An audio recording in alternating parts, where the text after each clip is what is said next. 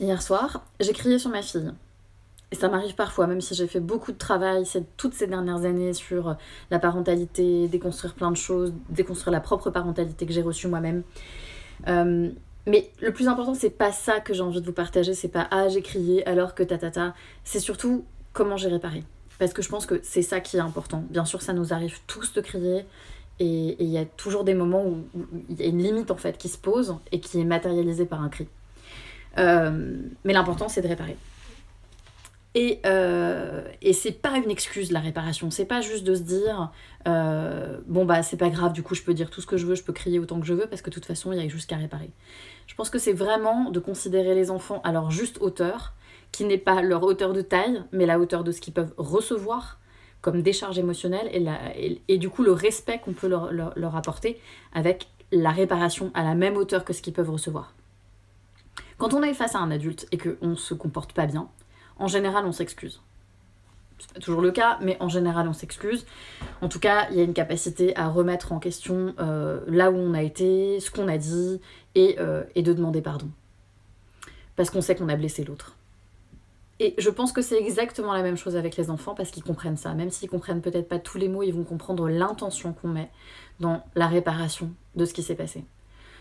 Donc là, moi, par exemple, dans mon cas, j'ai crié parce que j'étais dans un stress à ce moment-là. Il y avait quelque chose auquel je pensais qui m'occasionnait du stress. Et elle m'a demandé quelque chose que mon mental a jugé comme complètement insignifiant à côté du stress que je vivais. Et ça a été comme un trop. Genre, j'étais déjà comme ça.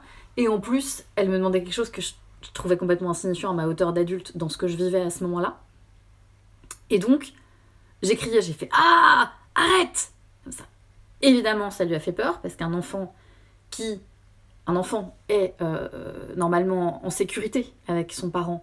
Son parent lui amène une sécurité intérieure, une stabilité, et puis d'un coup, si le parent vrille, ça fait très très peur. Faut vraiment s'imaginer, quand on est enfant, on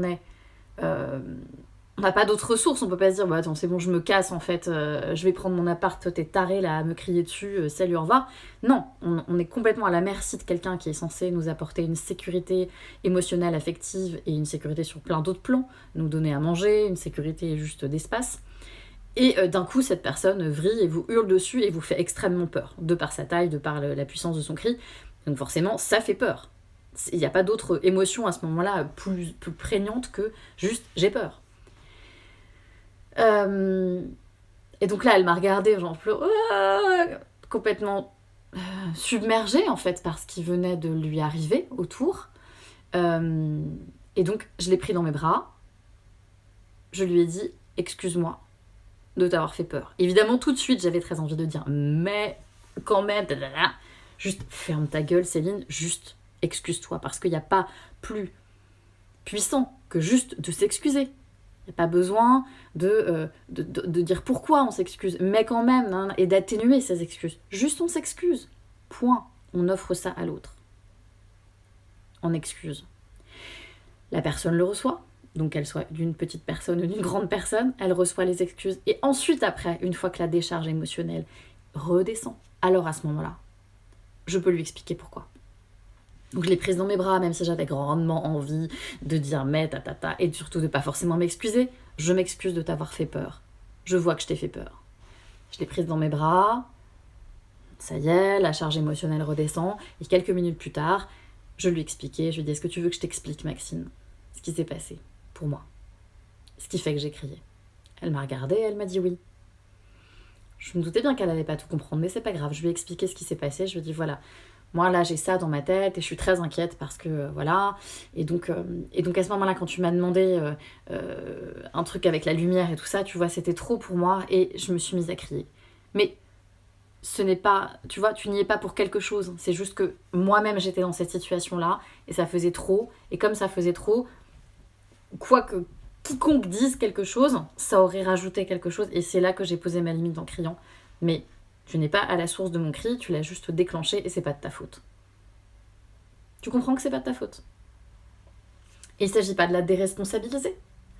Il s'agit juste de lui expliquer ce qui s'est passé pour moi en arrière-plan dans ma tête, qui a fait que, à ce moment-là, elle est arrivée, elle a demandé quelque chose et ça a fait crier.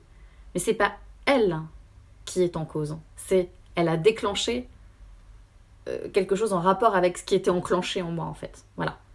Et ça, c'est important parce que c'est vraiment d'enlever la culpabilité sur les épaules de l'autre, parce qu'elle n'y est pour rien, c'est mon propre enclenchement intérieur, en fait, hein, qui a créé ce cri, mais de lui enlever vraiment cette charge sur les épaules, d'avoir la charge du bonheur de sa mère ou du malheur de sa mère.